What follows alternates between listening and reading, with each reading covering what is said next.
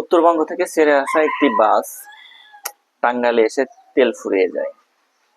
Driver এবং helper যখন তেল সংগ্রহের জন্য বাইরে যায়, কিছু যাত্রী বাস থেকে নেমে কিছু রোডের উপর পাশে একটা রেল লাইন ছিল, সেখানে যেয়ে কিছু যাত্রী বসে গল্প মোবাইল টিপতে থাকে।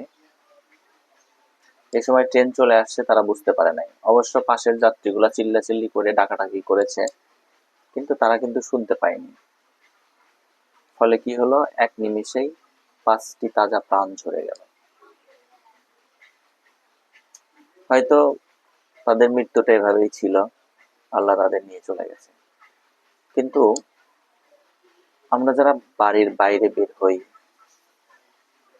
তাদেরকে অবশ্যই সচেতন থাকতে হবে, চোখ কান খোলা রাখতে হবে। কারণ বাইরে নানান ধরনের বিপদ আপদ আসতে পারে। এজন্য সচেতনতার কোনো বিকল্প নেই, আল্লাহর উপর ভরসা রাখার কোনো বিকল্প নেই। ধন্যবাদ সবাইকে। আল্লাহ হাফেজ।